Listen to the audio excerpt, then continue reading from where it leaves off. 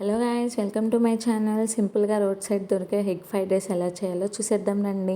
ముందుగా నైట్ మిగిలిన రైస్ని తీసుకొని ఉండలు లేకుండా కలుపుకొని పక్కన పెట్టుకోవాలన్నమాట. అట్లనే 2 క్యారెట్లు తీసుకొని సన్నగా ముక్కలుగా కట్ చేసుకొని ఒక బౌల్లోకి పెట్టుకోండి.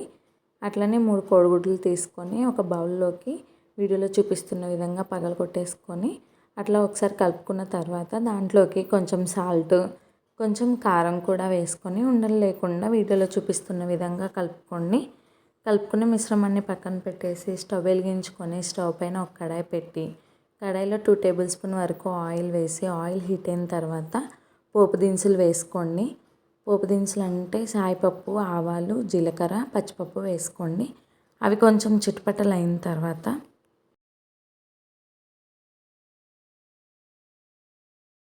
దాంట్లోకి మనం ముందుగానే సన్నగా కట్ చేసి పెట్టుకున్న క్యారెట్ ముక్కల్ని కూడా వేసుకోండి. క్యారెట్ ముక్కలు బాగా వేగే టైంలో కొంచెం అల్లం వెల్లుల్లి పేస్ట్ ఉంటే వేసుకోండి, లేకుంటే లేదు, ఆప్షనల్ అనమాట.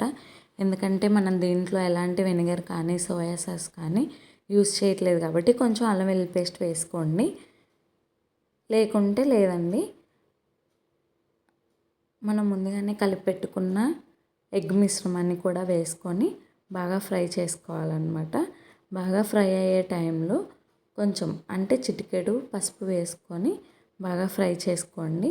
ఫ్రై అయిన దాంట్లోకి మనం ముందుగానే కలిపి పెట్టుకున్న రైస్ని దీంట్లో వేసుకొని రైస్కి అంతా పసుపు అయ్యేలాగా ఒకసారి కలుపుకోవాలన్నమాట.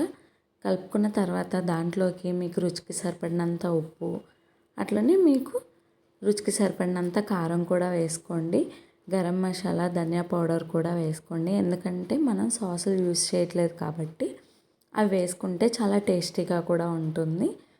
అట్లా వేసుకున్న మిశ్రమాన్ని ఒకసారి కలపెట్టేసుకొని బాగా ఫ్రై చేసుకోవాలన్నమాట. మనం ఎంత బాగా ఫ్రై చేసుకుంటే అంత టేస్టీగా ఉంటుంది. వీడియోలో చూపిస్తున్న విధంగా చేసేయండి. అట్లనే కొత్తిమీర కూడా వేసుకోండి, కరివేపాకు కూడా ఉంటే వేసుకోండి. నా దగ్గర కరివేపాకు లేదు కాబట్టి కొత్తిమీర వేసుకున్నాను. కొత్తిమీర వేసుకొని ఒకసారి కలిపెట్టేసుకొని సన్నగా ఉల్లిపాయలు రౌండ్గా కట్ చేసుకొని ముందుగానే పక్కన పెట్టుకున్నాను అనమాట. ఇట్లా కలుపుకున్న దాన్ని ఒక ప్లేట్లోకి సర్వ్ చేసుకొని తింటే చాలా అంటే చాలా టేస్టీగా ఉంటుంది. అచ్చం మనకి రోడ్ సైడ్ దొరికే ఫ్రైడ్ రైస్ లానే ఉంటుంది. ఒకసారి మీరు కూడా ట్రై చేసి చూడండి. ఎలా వచ్చిందో కామెంట్ సెక్షన్లో కామెంట్ చేయడం మాత్రం మర్చిపోకండి. అట్లనే మరిన్ని వీడియోస్ కోసం నా ఛానల్ని మాత్రం సబ్స్క్రైబ్ చేసుకోండి. నా వీడియోస్ చూస్తున్న ప్రతి ఒక్కరికి thank you so much guys. Views వస్తున్నాయి కానీ లైక్స్ రావట్లేదు.